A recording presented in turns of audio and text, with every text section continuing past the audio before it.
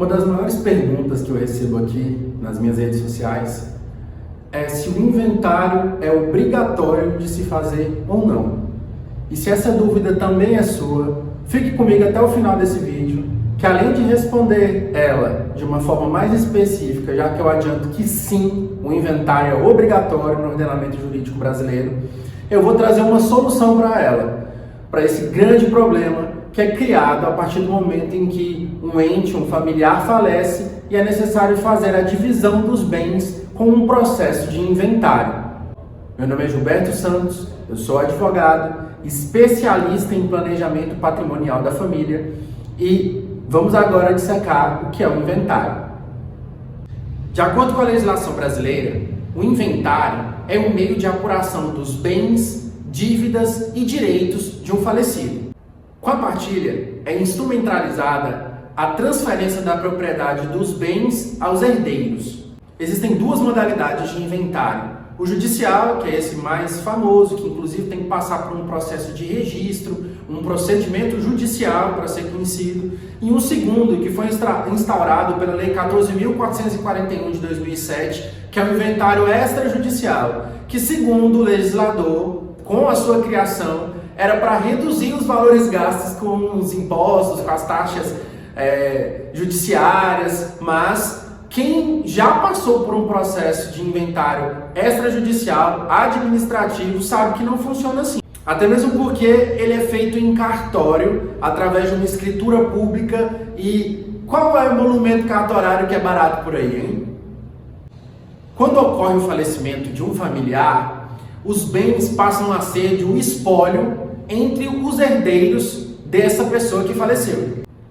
Diferente do que se pensa, patrimônio não quer dizer apenas uma coisa positiva. Ele se divide em duas ramificações. O patrimônio ativo, que é dividido entre os bens e os direitos existentes daquele falecido, e o patrimônio passivo, que são dos débitos, obrigações, das dívidas que existam com aquele de cujos, que é a nomenclatura utilizada para a pessoa falecida no processo de inventário.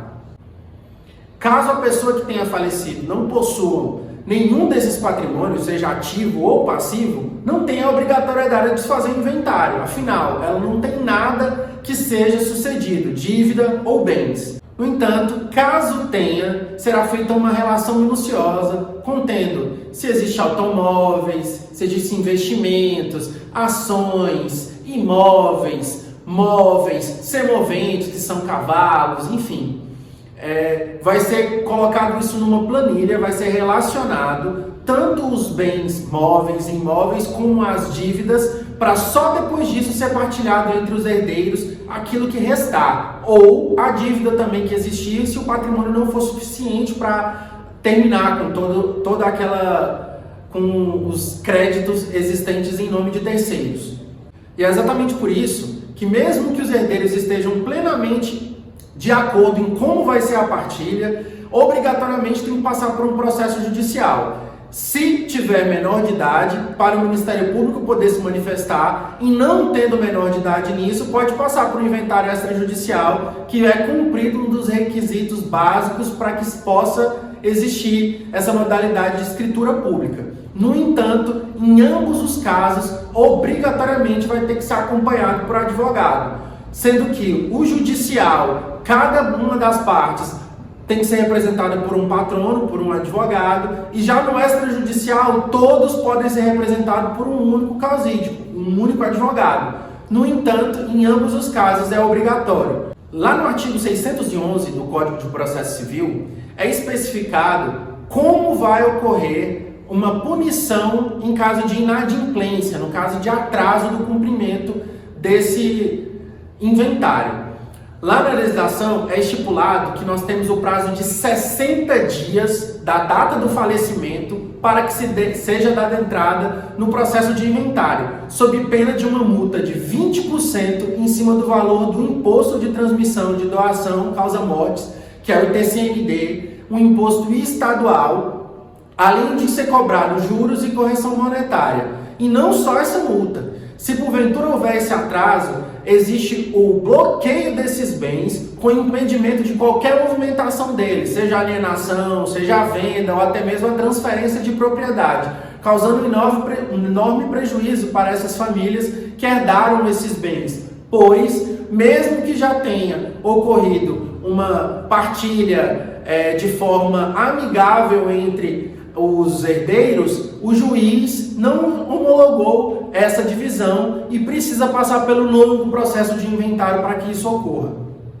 Como eu comentei no início do vídeo, eu ia apresentar uma solução e aqui no meu canal tem vários vídeos explicando sobre isso. A solução se chama holding familiar, que nada mais é do que você tirar da pessoa física, que infelizmente tem um prazo para falecer, que seja cedo ou tarde, todos nós iremos passar para um outro plano. E com a constituição de um sistema de holding familiar, você coloca os patrimônios da sua família dentro de um sistema, dentro de uma célula cofre, que vai servir exatamente para que não exista a obrigatoriedade de se passar por um inventário, podendo ocorrer a sucessão entre os seus herdeiros até a mais longínqua geração,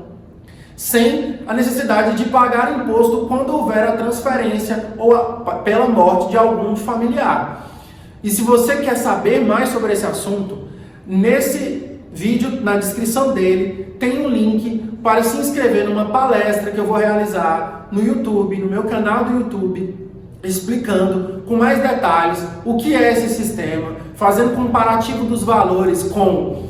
a doação com uma reserva de usufruto, com o testamento, com o próprio inventário e apresentando para vocês uma gama de informações que serão extremamente relevantes para que vocês não se encontrem com mais um herdeiro na hora do inventário, que vai ser o Estado, com cobranças absurdas que chegam a quase 40% do valor das propriedades que você possui. Espero que tenha ficado claro sobre a obrigatoriedade do inventário, a mensagem que eu quis passar. Se você achou esse vídeo importante, por favor, curta ele para que o YouTube entenda que ele é relevante para outras pessoas também e compartilhe com todas as pessoas que você acha que seriam beneficiadas com essa informação. Porque o motivo que eu trabalho com isso hoje em dia é com a intenção de não trabalhar mais com um momento de infelicidade, com um momento de tristeza que é ocasionada pelo inventário, e trabalhar com um momento de amor, de alegria, em que pais estejam conscientes de que